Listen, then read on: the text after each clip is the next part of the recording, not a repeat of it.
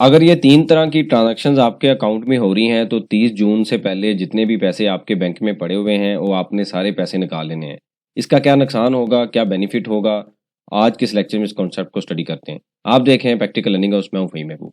वापस आते हैं टॉपिक के ऊपर। तो ये लेक्चर जो है वो स्पेसिफिक फाइलर के हवाले से है, या आप इरादा रखते हैं कि आप 30 जून 2025 के बाद अपने आप को फाइलर करना चाहते हैं।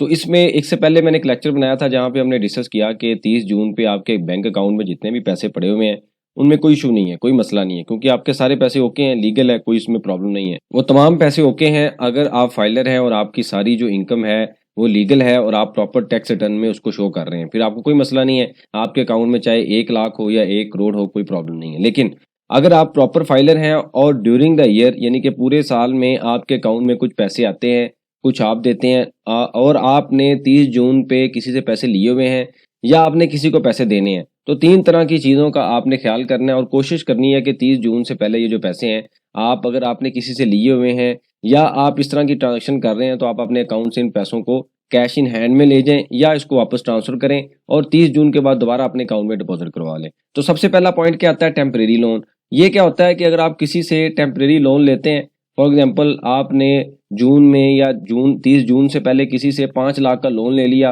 और आप ये कहते हैं कि कुछ टाइम के बाद मैं आपको वापस कर दूंगा, और ड्यूरिंग द ईयर आप दोस्तों से ले लेते हैं, कुलीग से ले लेते हैं, अपने रिलेटिव से लेते हैं, पैसे आते हैं, बाद में आप दे भी देते हैं।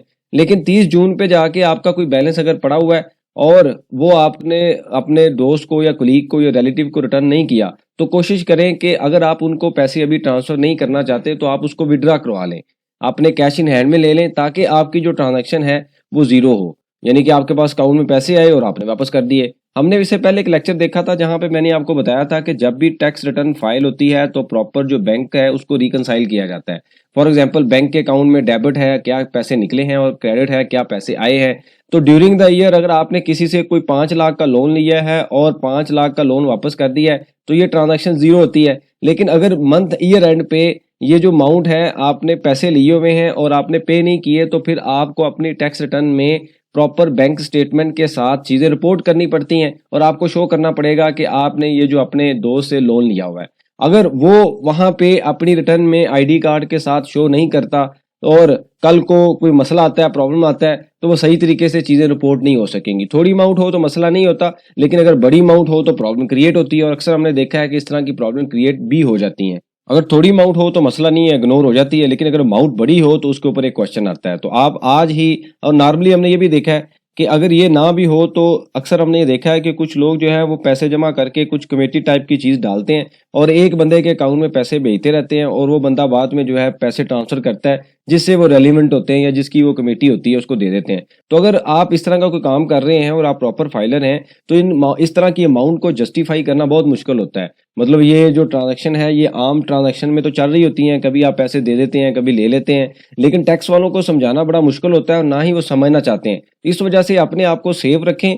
एक जो इंडिविजुअल होता है उसको कभी नोटिस आए तो उसके लिए बड़ा मसला होता है, लेकिन अगर एक कंपनी हो, बड़ा सेटअप हो, उनके लिए प्रॉब्लम नहीं होता। उनके पास लोग होते हैं, लॉयर्स होते हैं, उनके पास पैसे होते हैं, रिसोर्सेज होते हैं, वो चीज़ें मैनेज कर लेते हैं। लेकिन अगर एक इंडिविजुअल होगा और उसको नोटिस आएगा तो ऑब्वियसली उसका टाइम भी लगता है, कॉस्ट भी होती है, और उसको परेशानी भी आती है कि मैंने टैक्स रिटर्न क्यों फाइल कर दी।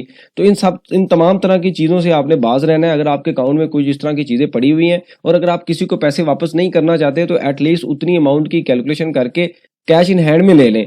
एटलीस्ट आप शो तो करवा सकते हैं ना कि हमने जो है वो पैसे वापस दे दिए। लेकिन अगर आप नहीं करेंगे तो ज़ाहिर बात है फिर आपको या तो लोन दिखाना पड़ेगा, फिर दोनों अकाउंट, दोनों रिटर्न को मैच करना पड़ेगा बड़ी अमाउंट के केस में, और उसके अलावा जो है उसके ऊपर अगर कोई भी क्वेश्चन भी आए तो फिर आपको एक्सप्लेन करना पड़ेगा।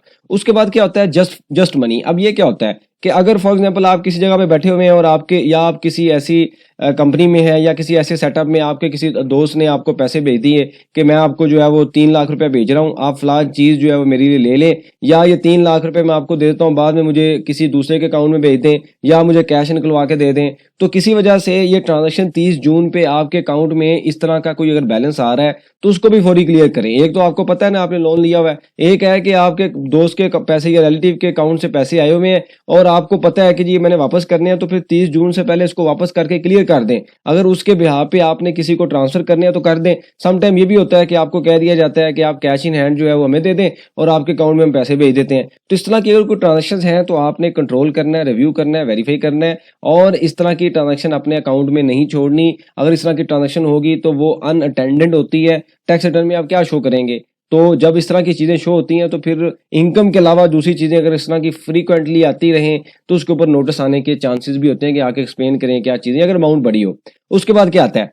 अब आता है जी डिपॉजिट फ्रॉम ब्लैक सोर्स। ये बड़ी इंपॉर्टेंट चीज़ है, डिपॉजिट फ्रॉम ब्लैक सोर्स। अब क्या होता है कि आप एक प्रॉपर फाइलर हैं, समझिएगा। इससे सबसे बड़ी गलती है जो अक्सर हम टैक्स रिटर्न फाइल करते हैं तो सबसे बड़ी गलती हमें ये नजर आती है कि आप एक प्रॉपर फाइलर हैं और किसी वजह से आपके पास फॉर एग्जांपल 20 लाख रुपया है, 2 मिलियन रुपये है और आपने वो टैक्स रिटर्न में शो नहीं किया हुआ। फॉर एग्जांपल आपने कोई प्रॉपर्टी बेची और डीसी रेट पे आपने बैंक में पैसे ले लिए और जो एक्चुअल में कैश था वो आपने कैश इन हैंड में ले लिया। अब कुछ टाइम के बाद आप ये कहते हैं मैं कहाँ पे कैश हैंडल करता रहूं, या आपने किसी के लिए कोई पेमेंट करनी है तो आप क्या करते हैं, इसको उठाते हैं और अपने बैंक अकाउंट में ये पैसे जमा करवा देते हैं।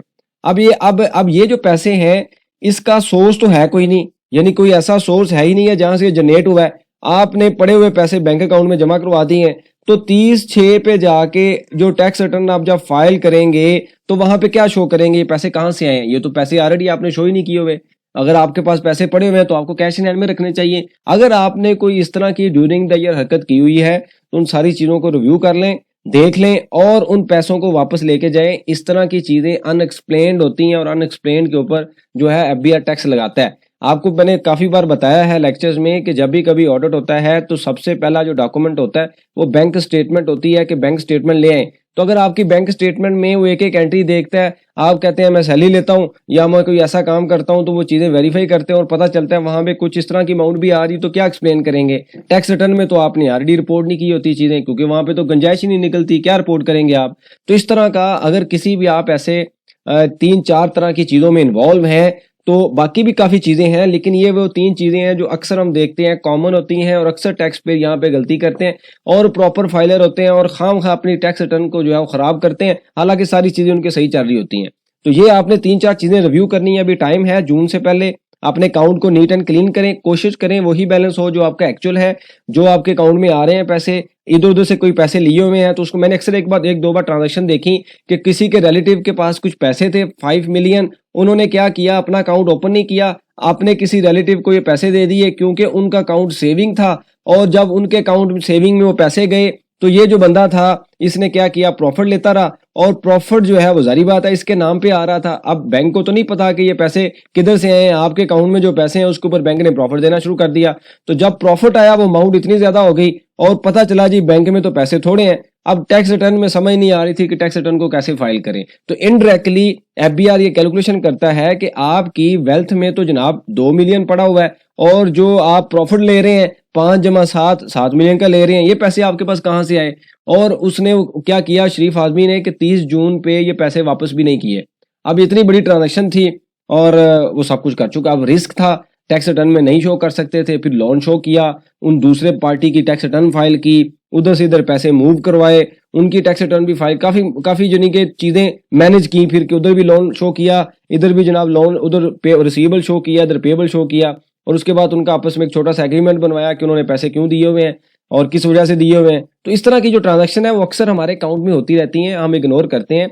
अब सिस्टम काफी टाइट हो रहा है और पुश किया जा रहा है, चीजों को डिफरेंट तरह से देखा जा रहा है। अगर आप एक इंडिविजुअल हैं और आपने इस तरह की ट्रांजैक्शन, हालांकि आपका टैक्स नहीं बनता, आपको पता है कि हमें, उनको भी पता होता है कि इनके अकाउंट में चीजें आई हैं वापस कर देनी है, क्योंकि नॉर्मली लोग ऐसे करते हैं, लेकिन उसको साबित करना बड़ा मुश्किल होता है। तो जब हम साबित नहीं कर सकते तो टैक्स वालों के पास एक ही चीज होती है कि उसको क्या करते हैं, टैक्स चार्ज कर देते हैं। अगर आप एक इंडिविजुअल हैं तो आप सोच लें कि आपके लिए कितनी बड़ी कॉस्ट होगी, टाइम लगेगा, उसके बाद जो है उसके आपके चक्कर लगेंगे, नोटिस का रिप्लाई होगा, काफी ज्यादा चीजें। कॉर्पोरेट कल्चर में तो लोग होते हैं, मैनेज कर लेते हैं, लॉयर्स होते हैं, कंसल्टेंट होते हैं, काफी चीजें होती हैं। तो आपने अपने अकाउंट को रिव्यू करना है, और इस तरह इसके अलावा भी कोई आपको लगे कि जो आपने टेम्परेरी चीजें ली हुई हैं आपसे रेलिवेंट नहीं है, सिर्फ टेम्परेरी हैं, या आप समझते हैं कि आपसे रेलिवेंट हैं कुछ पीरियड के लिए, तो 30 जून पे उसको निकालें और बाद में दोबारा जमा करवा दें। तो ये लाजमी आपने मैनेज करना है, चाहे आप प्रॉपर फाइलर भी हैं। इसके अलावा कोई भी आपके पास सजेशन हो, क्वेश्चन हो, मेंशन कीजिए, इसके ऊपर हम डिस्कशन करेंगे ताकि जो लर्निंग का प्रोसेस है कंटिन्यू रहे। बहुत शुक्रिया, जज़ाकल्लाह।